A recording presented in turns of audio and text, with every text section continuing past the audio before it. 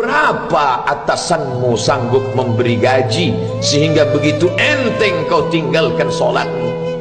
Apa yang dijanjikan istrimu sehingga begitu enteng kau berikan yang haram? Hanya rayuan sesaat, padahal dia pun akan meninggalkanmu sebelum masa tua tiba.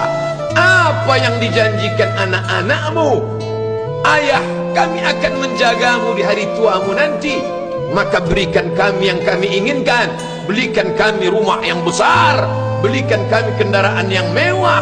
Nanti setelah hari tua kami akan menjagamu, kata mereka. Tapi setelah kita tua, dosa-dosa begitu banyak terkumpul, mereka pun meninggalkan kita di panti jompo yang penuh dengan kesunyian, hening, sepi. Suara cucu tak terdengar menangis, karena mereka pun malu mengakui kita sebagai orang tua. Suapkanlah yang haram ke mulut mereka, berikanlah yang batil ke dalam perut mereka. Itu hanya akan menjadi azab di dunia sebelum hari kiamat tiba. Ishma syi'ta, hiduplah sesuka hatimu. Ishma syi'ta, apa yang mau kau makan, makanlah. Apa yang akan kau bekerjakan, kerjakanlah. Fa innaka mayyit, tapi ingat, kau akan menjadi mayat, kau akan mati. Semua akan diminta pertanggungjawaban di hadapan Allah Subhanahu wa ta'ala. Hari ini orang boleh tertawa, hari ini orang boleh merasa dunia dia yang punya, tapi sampai masanya yang hijau akan berubah menguning, yang kuning akan mati, yang mati akan menjadi debu, yang debu ditiup angin hampa tak bermakna. Lalu apa yang akan dibawa menghadap Allah Subhanahu wa ta'ala?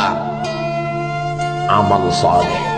Kalau pernahlah mulut itu membaca sepotong dua potong ayat sebelum berangkat bekerja, kalau sempatlah masuk ke kamar mandi mengambil air wudhu, solat sunat duha sebelum berangkat bekerja, kalau sempatlah ketika duduk dalam suasana santai membuka iPad lalu dibuka Quran digital sambil melihat beberapa ayat merenungkan maknanya mengingat mati, kalau sempatlah mulut mengucapkan subhanallah wa bihamdihi subhanallahil azim, kalau sempatlah anak istri dibawa ke masjid iktikaf mendengarkan pengajian, kalau sempatlah beberapa persen dari pendapatan itu dilimpahkan ke rumah anak yatim panti jompo masjid, kalau sempatlah beberapa meter tanah dibeli untuk pembebasan mendirikan rumah Allah, kalau sempat memberikan beberapa karpet untuk rumah yang selalu ditinggalkan, kalau sempatlah membelikan beberapa kilo beras untuk yatim piatu dan panti jompo,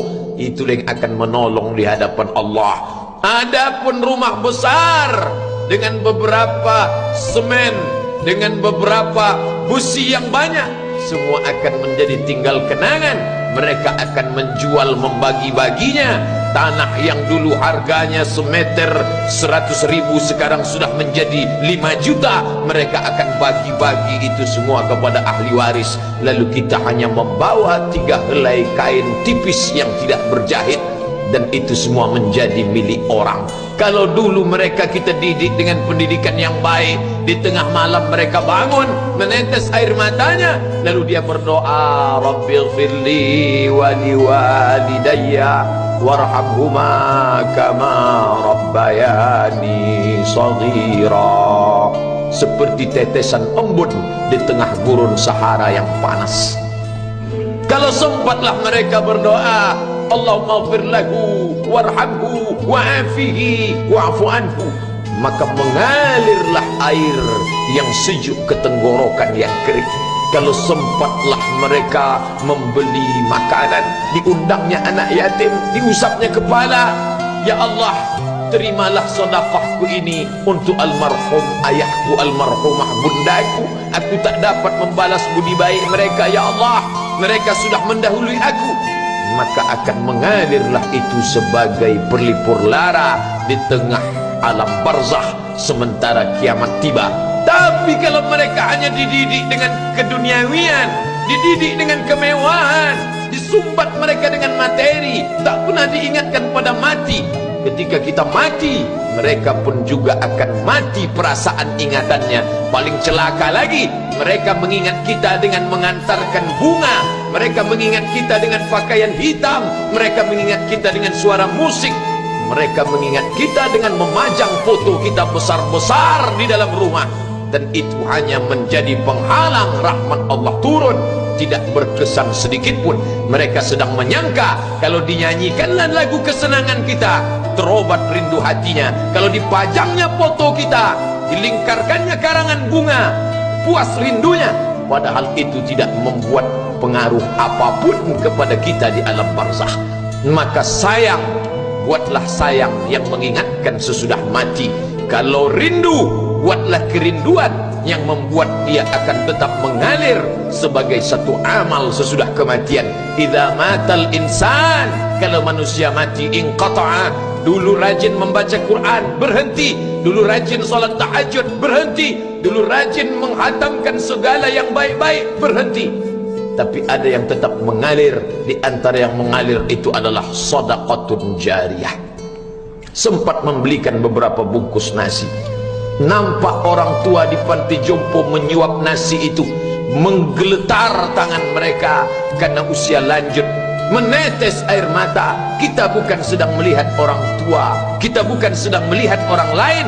Saat itu kita sedang melihat potret diri kita 30 tahun yang akan datang. Di mana aku 30 tahun akan datang? Surga, kenikmatan yang luar biasa, tapi dia tidak akan dimasuki oleh orang yang biasa-biasa. Solat biasa, baca Quran biasa, zikir biasa, untuk mendapatkan yang luar biasa, maka itu bukan perimbangan ibadah yang fair. Hanya dengan solat wajib biasa, hanya dengan baca Quran biasa, hanya dengan zikir biasa, hanya dengan sedekah biasa, berharap akan masuk ke dalam surga yang luar biasa, maka sungguh bukan suatu perimbangan.